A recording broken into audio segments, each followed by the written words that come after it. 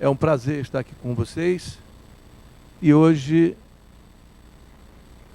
trazer um tema que para mim é muito iluminado, fenômenos espíritas. E falar em fenômenos espíritas, sem falar no maior fenômeno que veio à Terra, no espírito mais iluminado, é talvez omitir muito do que possa se trazer. E fica mais fácil falar desse fenômeno, porque até hoje ele constrói em nós todos os fenômenos possíveis que nós possamos realizar na sua vida, na nossa vida. O maior de todos, o fenômeno que a Terra realiza até hoje conosco, é o fenômeno do amor. E esse fenômeno, muitas vezes, é passado pelo fenômeno do perdão. Esse perdão que desamarra muitas doenças e que nós não entendemos muitas vezes o que se passa conosco. O perdão não é importante para quem perdoa, muito mais importante para nós que perdoamos. Muitas vezes, alguém que possa fazer algo ou que fez algo com você, já se esqueceu de tudo aquilo que fez. Aquilo não era nada. Ou era um hábito de fazer o mal, e você foi apenas mais um. Ou simplesmente alguém que até já se esqueceu da sua própria existência. E você ainda fica com essas amarras e lhe traz doenças e atrasos fenomenais na sua vida. Pedro perguntou uma vez a Jesus quantas vezes deveria perdoar por alguém que fizesse o mal contra ele. 7 vezes, Senhor? E ele disse, quantas vezes for preciso? 70 vezes 7. E perdão e amor é o que pode rodear toda a nossa vida. Em verdade, muitas vezes nós dizemos, mas perdoar é tão fácil assim? Não, não é tão fácil. Muitas vezes para pessoas que atrasaram a nossa vida. Mas muitas vezes nós demos a permissão para que isso acontecesse. E isso hoje nós estamos contestando e trazendo à tona pela necessidade mesmo de viver com aquela mágoa, de viver com aquelas amarras. E vamos falar um pouco sobre Jesus. Falar que Jesus era um médium, eu diria que não. Porque o médium precisaria um espírito iluminado para poder realmente exercitar, ajudar aos seus fenômenos. E ele não precisava. Ele talvez sim é um médium de Deus. Com certeza, um médium que opera com a sua própria espiritualidade, sem necessidade de nenhum exercício de algum espírito iluminado que faça isto. Todas as ações dele foi feita por ele próprio. E outra coisa que temos que ver Jesus, não como um Deus, e sim como um amigo, como um irmão, com aquele que viveu conosco há 2000 anos atrás. Foi criança, cresceu, teve adolescência, com certeza brincava, fazia malcriação da mesma forma, foi jovem, era astuto.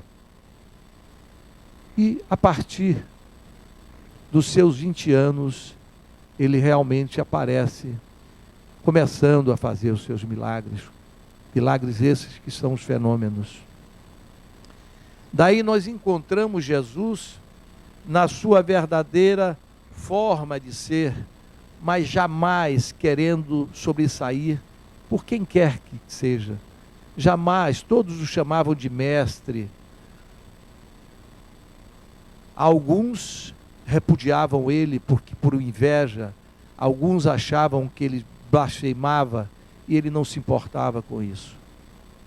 Esses fenômenos é traduzido como milagres que Jesus teve e que Jesus fez, escrito nos 4 evangelhos e tido por muitos como provas do poder e de todo o que ele tinha de sobrenaturalidade.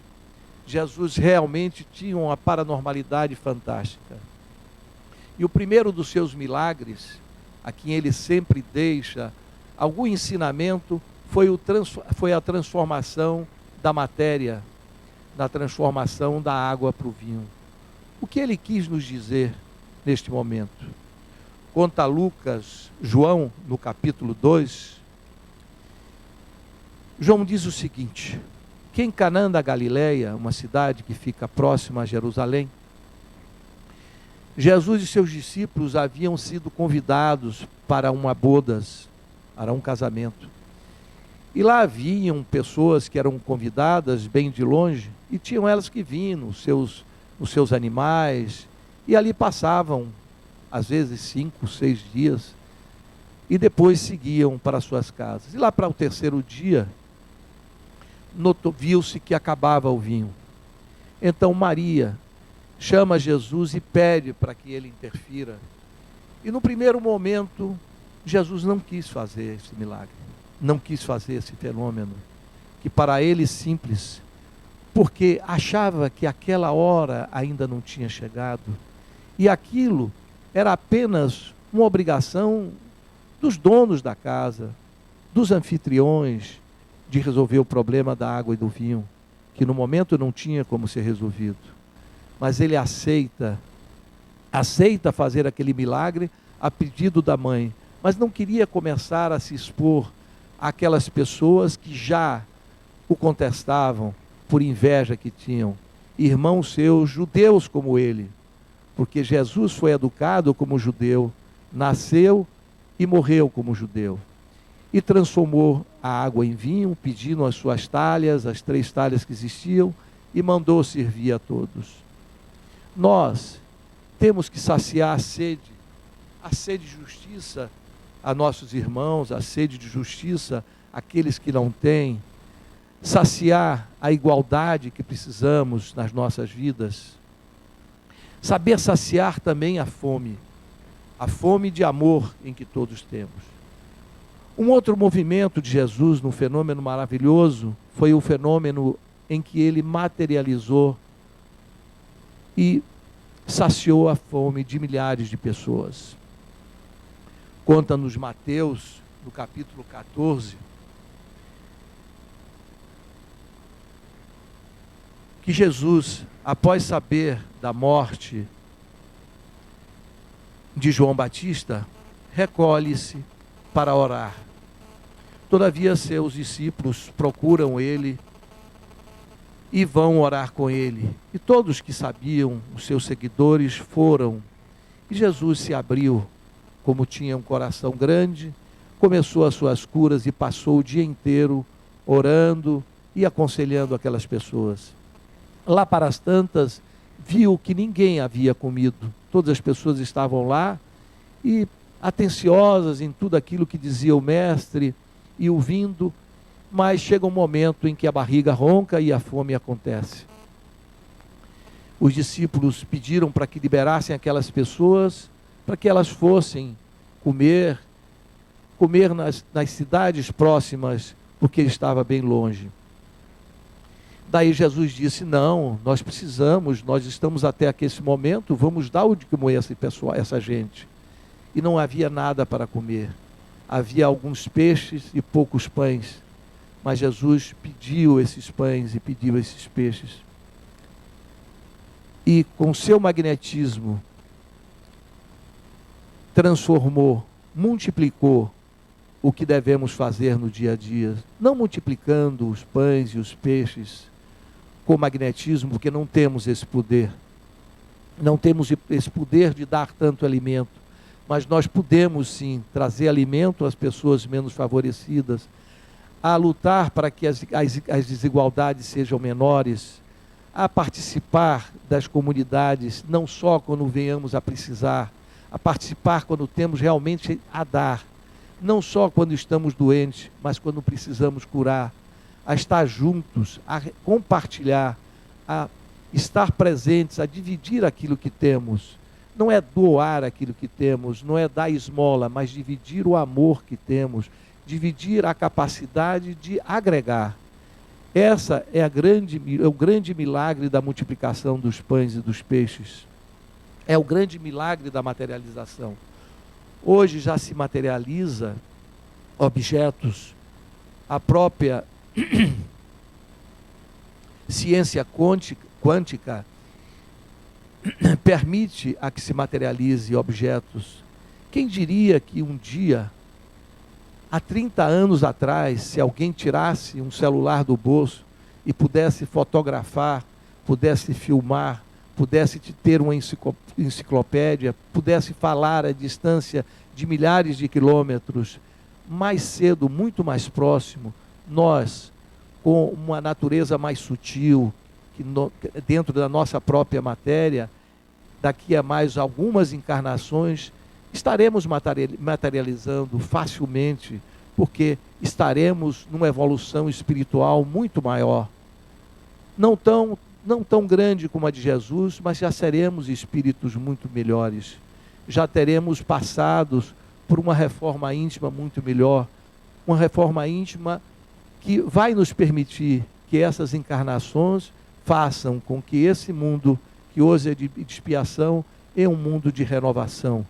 E que provavelmente, com certeza, estaremos aqui, reencarnados e assistindo esse mundo.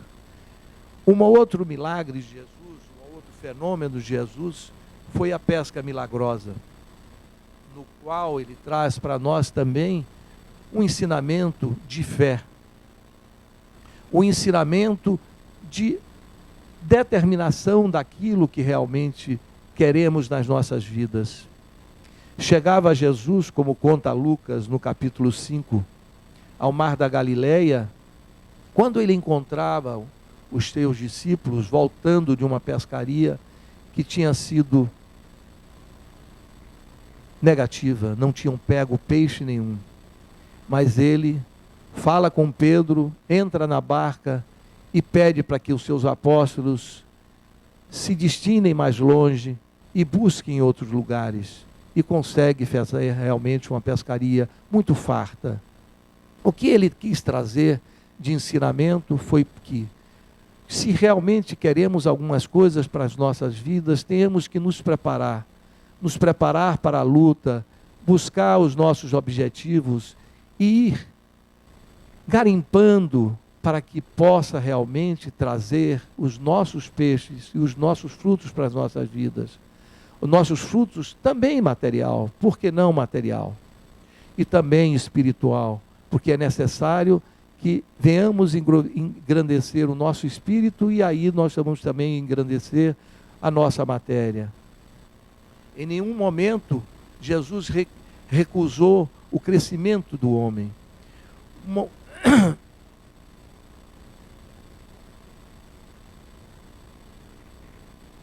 Um outro fenômeno que Jesus tinha é o fenômeno da influência da natureza. Bom, os indígenas já tinham influência da natureza, buscando chuva, não é? Hoje nós temos influência da natureza, provocando chuvas. Já temos conhecimentos para que provoquemos chuvas, para mudar o nosso clima também. Só que, infelizmente, nós mudamos o nosso clima, às vezes, para catástrofes. O ano passado e este ano, de cada 4 cidades nordestinas, 3 estão em calamidade. É claro que essas regiões sempre tiveram secas, mas a cada dia se piora. Primeiro porque o homem não prepara. O homem prefere viver da miséria do outro para conseguir dessas pessoas favores do que modificar a natureza de outra maneira. Recentemente tivemos um ciclone nas Filipinas, que na verdade é uma região onde tem muitos ciclones, mas até este momento não se teve um ciclone realmente de tal magnitude. O que é isso? É a influência da natureza com o esquentamento do nosso planeta. O que é que nós queremos para o nosso planeta? Parece que todos aqui acreditam na reencarnação. Sim, vamos reencarnar em que planeta? Como vamos reencarnar? Como é que nós queremos encontrar este planeta modificado para o mal? destruído?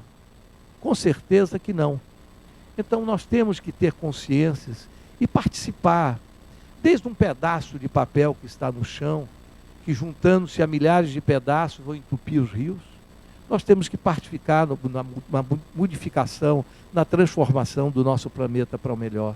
Os nossos netos, bisnetos vão herdar o planeta que aqui vamos plantar.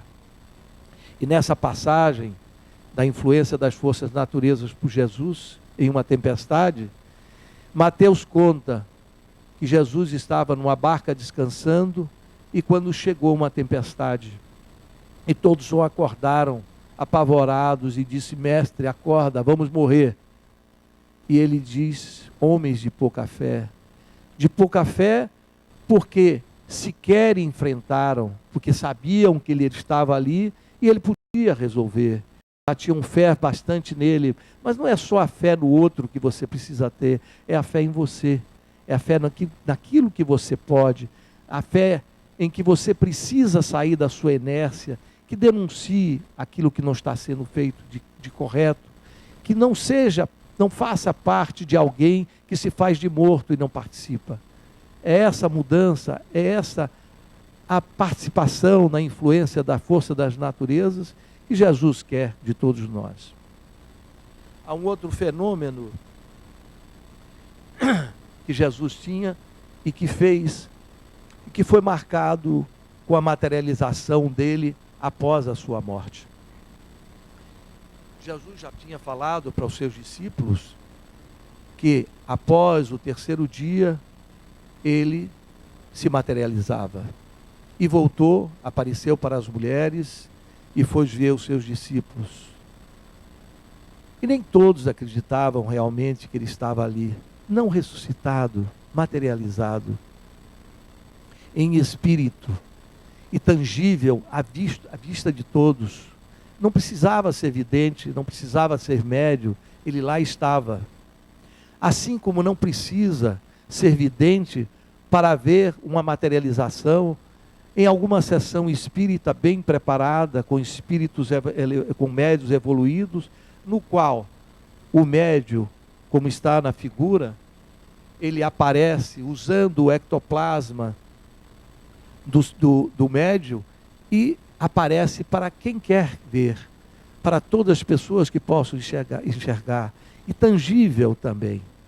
Essa matéria que é expedida pelo médio, que é o ectoplasma, é uma matéria viscosa, branca, pouco acinzentada, e poderá ser tirada um pedaço, se quiser, para qualquer tipo de estudos.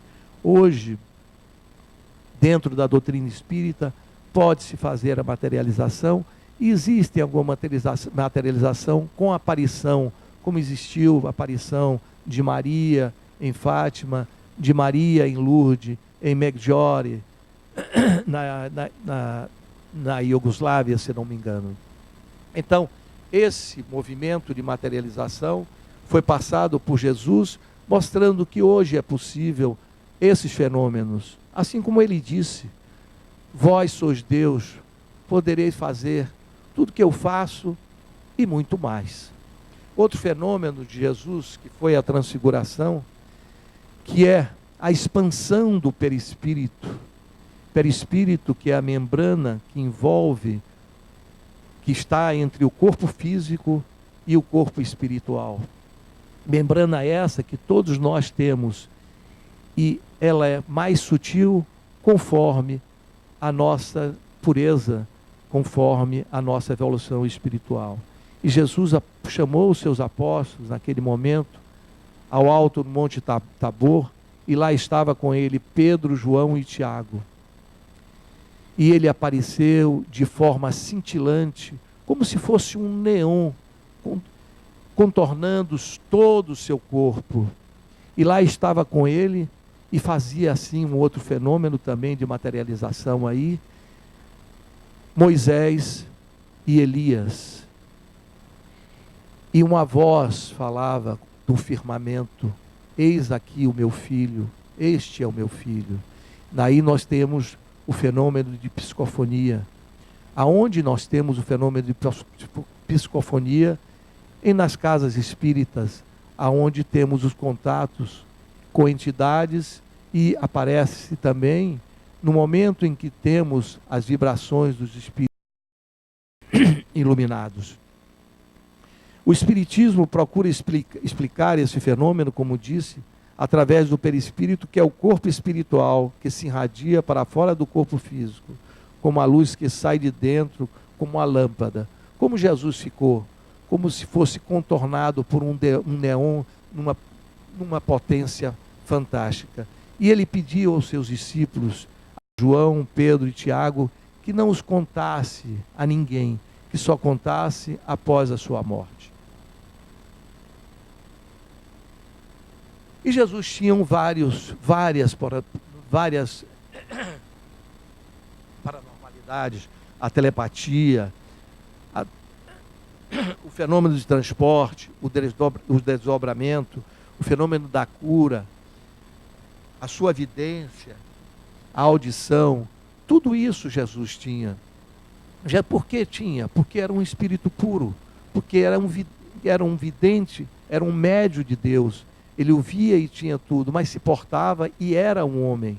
Ele foi trazido a nós não como Deus, e sim como homem que teve raivas, como homem que expulsou, como homem que também bateu aqueles que quiseram trazer no seu templo e fazer do seu templo um comércio, como homens que diziam que ele blasfemava e ele simplesmente não fazia, que o viu, ele repelia, como homem que se rebelou e até no momento da sua morte, nos últimos instantes disse: Deus, Deus, meu Deus, por que me abandonastes? Ele sentiu e sofreu como homem, como estava na cruz. Não era pelo fato dele ser Deus, ele poderia não estar sentindo nada, ou simplesmente se libertar daquelas amarras que estava lá, mas jamais se desviou daquele objetivo que tinha. E uma dessas visões dele, ele estava entrando em Jerusalém, quando disse aos 2 discípulos: vai àquela aldeia e vais encontrar lá um jumento e uma jumentinha, traz aqui. E vais encontrar alguém que pergunte, fala-se que é para o Senhor, e será liberado o jumento e a jumentinha.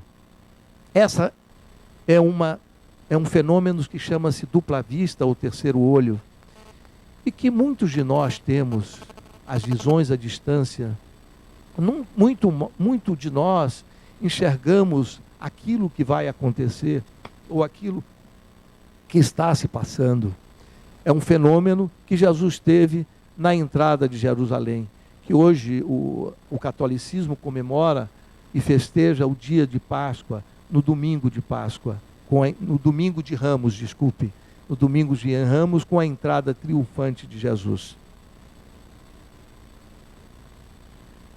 A outra normalidade era a leitura dos pensamentos.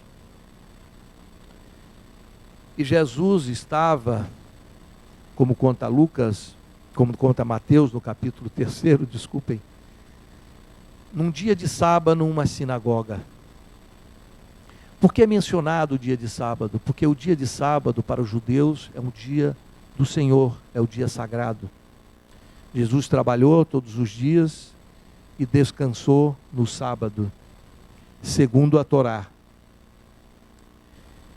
E no sábado, como até hoje, em Israel e em todas as cidades onde tem um núcleo de judeus, não se faz nada, não se trabalha, só se ora, só se descansa.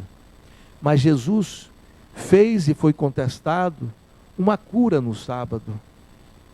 Ou seja, ele rebelou a Torá e aceitou fazer uma cura nos sábados. Por que não curar os sábados? É justo deixar que o seu animal se atole, como ele perguntou, que morra, o seu animal de tração, somente porque é um sábado e você não vai lá tirar? Como pode fazer isso? Que tipo de blasfema, que tipo de pecado eu estaria cometendo? E ele fez dentro de uma sinagoga onde ele tinha ido para orar, aproveita, chama um aleijado para o centro e toca-o, dizendo que ele estava curado. Aplicou as suas energias, os seus fluidos e pôde fazer uma cura imediata. E assim fez várias curas. A cura do leproso, ele acabara de proferir o sermão da montanha, quando é interpelado por um leproso que ele pede que limpe-o, e ele aceita, tocou-lhe e disse: pois quero que fique limpo. A cura se deu imediata, porque Jesus curava muitas vezes perguntando para as pessoas se querem realmente ser curadas. Por quê? É como nós, muitas vezes nós temos que perguntar a nós mesmos: nós queremos ser curados? Quantas pessoas querem continuar sendo doentes ou se fazendo de doentes? Quantos de nós precisamos da doença para sobreviver, para ser queridos, para ser amados? Quanto de nós vivemos com a doença porque não perdoamos? E ele perguntava sempre: você realmente quer ser curado?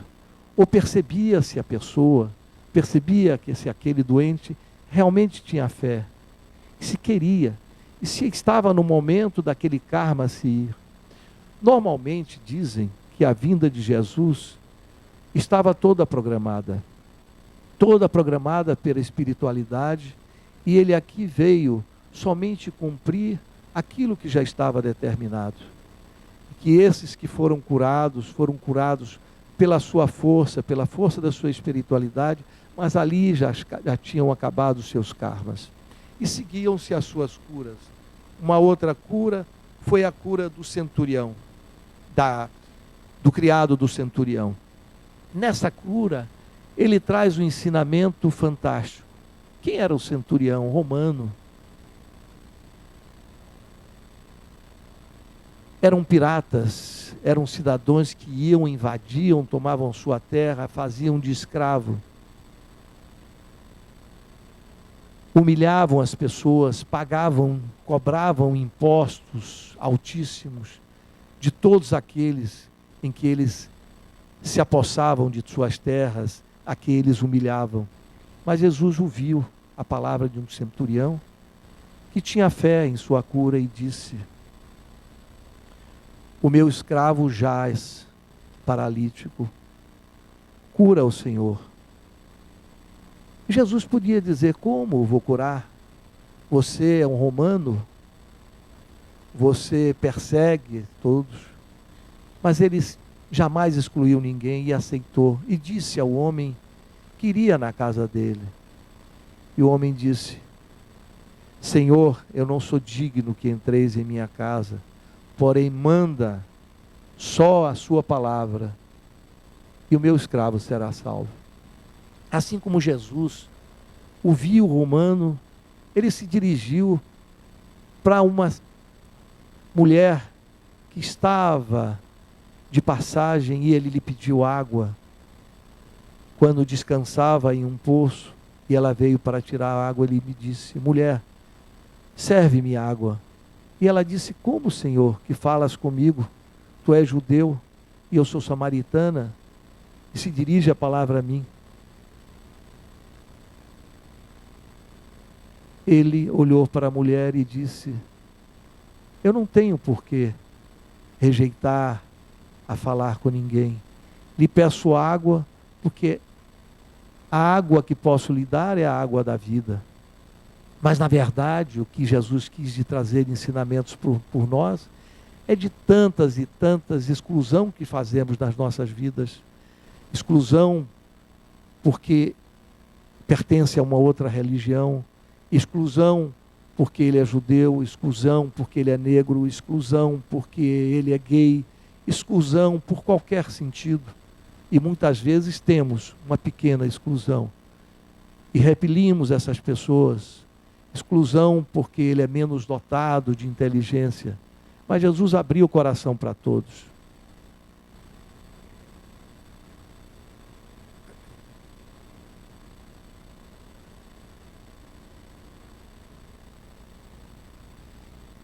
Em uma outra das suas curas, Jesus não precisou tocar, não precisou passar os seus fluidos. Apenas o seu magnetismo, a sua presença irradiava de forma fantástica. E uma mulher que o tocou, que já havia com hemorragia há muitos anos, se sentiu curada. Então não precisava, de hipótese alguma, que ele tocasse. Da mesma forma que nós sentimos quando chegamos em um ambiente com energia muito boa, que estamos mais tranquilos, que estamos menos tensos. Da mesma forma que sentimos quando estava a irmã Dulce, quem teve a oportunidade de conversar com ela, sentia-se conversando com uma pessoa maravilhosa, nos sentimos tanta paz. Quando estávamos com Chico, sentíamos a pureza do homem que ele era. E quando estamos com pessoas que nos trazem bons fluidos, que nos trazem boas energias, e essas energias podem ser passadas com os nossos próprios pensamentos, porque no momento em que dirigimos a palavra para o bem com alguém, no momento que ouvimos alguém que está aflito, estamos passando as nossas energias positivas. E Jesus fazia isso. É claro que ele era um ser diferente, era um espírito diferente. Era um homem, mas era um espírito diferente. E irradiava. E por que nós não podemos irradiar energias benéficas?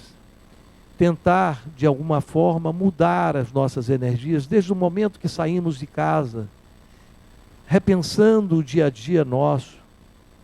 Sabemos que nós vamos entrar em um momento, num trânsito, seja em um coletivo, seja em nosso carro, do dia a dia das pessoas que vêm nos desafiar, que nada mais é, nada menos do que um teste para ver como nós estamos.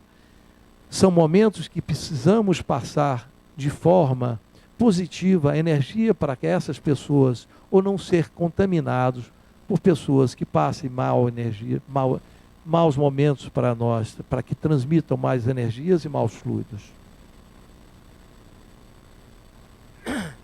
A cura de 2 cegos, ele primeiro quis testar a fé desses cegos. Ele primeiro quis sentir a fé deles. Ele podia curar. Mas somente no momento em que sentiu a própria fé, tocou-os. Após ser implorado: tem misericórdia de nós, filho de Davi, disse os cegos. Cura-nos. E ele respondeu: acredita que posso curar vocês? A resposta é porque muitas vezes nós falamos da boca para fora, pedimos clemência, pedimos piedade, mas não mudamos em nada. Sentimos que somos doentes, mas continuamos no erro. Estamos doentes e queremos continuar. Pedimos só para que seja curado um pouquinho, para que a gente continue pedindo esmola, para que a gente continue pedindo clemência das nossas vidas.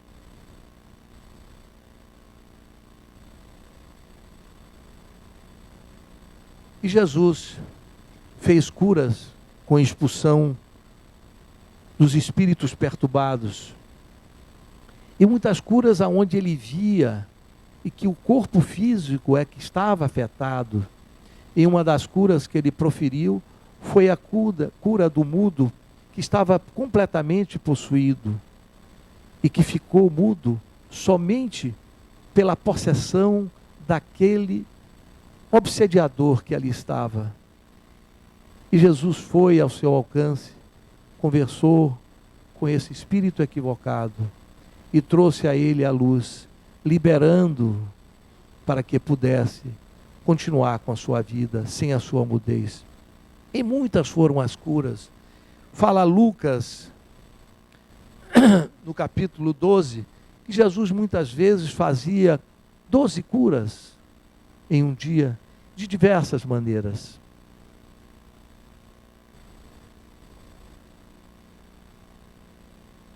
Eu vou falar em um fenômeno, não me dirigindo a Jesus, que é o fenômeno de desdobramento, ou bicorporeidade.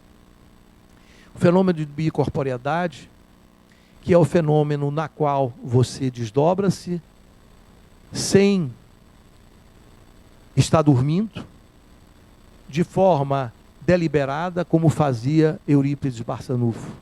Eurípides Barçanufo, que aqui está o nosso ambulatório, tem o seu nome, desdobrava e iria fazer curas. Da mesma forma que Padre Pio fazia, estava em 2 lugares ao mesmo tempo, nos seus desdobramentos.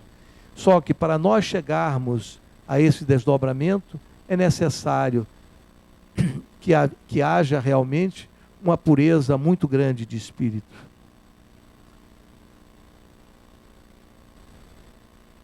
E quase que concluindo, nós vamos falar um pouco somente de Jesus. O que é que nós podemos dizer sobre esse homem? Inteligente, sábio, habilidoso, conselheiro, não é só sermão, conselheiro e ouvidor. Jesus escutava muito mais do que falava. Jesus ouvia muito mais as pessoas do que falava. E nós, muitas vezes, só sabemos falar, não sabemos ouvir. Ouvir é uma das maiores dádivas que a gente pode dar a alguém. É uma das maiores forças que a gente pode dar a alguém, é ouvir sem interpelar. Até para que a própria pessoa que está falando com você escute a si mesmo. A gente só aprendeu a falar. Os nossos pais nos ensinaram desde criança, fala menino, e a gente continuar falando e se queixando. E é muito bom que a gente passe e coloque o nosso ouvido em escuta. E continuando a falar em Jesus como misericordioso. Jesus não era só irmão nem pai, ele era mãe. Porque ele aceitava sempre de volta tudo e todas as pessoas, independente do seu equívoco. E é isso que faz uma mãe, e é isso que nós, com o nosso instinto materno que todos nós temos, é aceitar e perdoar.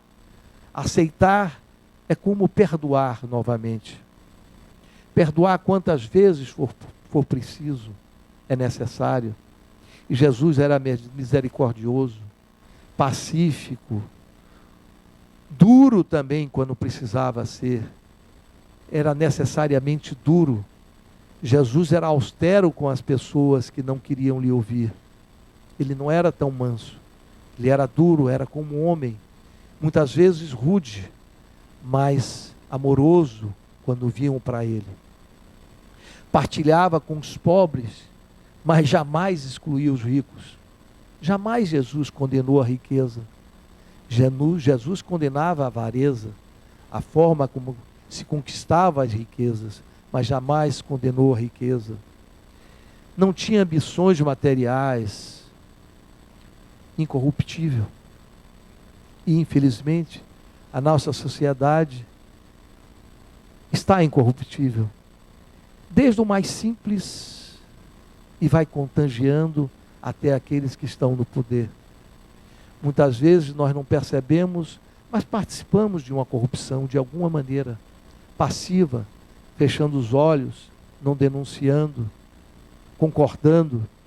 Muitas vezes até o nosso filho mesmo nos corrompe. Muitas vezes somos corrompidos pelos nossos amigos, por coisas que achamos que estamos fazendo uma boa troca. Jesus jamais desviou a sua própria missão. Nunca teve nenhum tipo de preconceito. Jesus, como homem maravilhoso, deixou-nos que nós próprios encontrem em nós o verdadeiro Deus que nós somos. Encontre em nós aquelas palavras que ele disse: vós sois Deus e podes fazer tudo o que eu faço e muito mais. É olhando Jesus como irmão, como companheiro, É olhando e ouvindo as suas palavras e trazendo dentro de nós, é que temos que entender o seguinte: somos também um Deus ao tamanho que nós merecemos.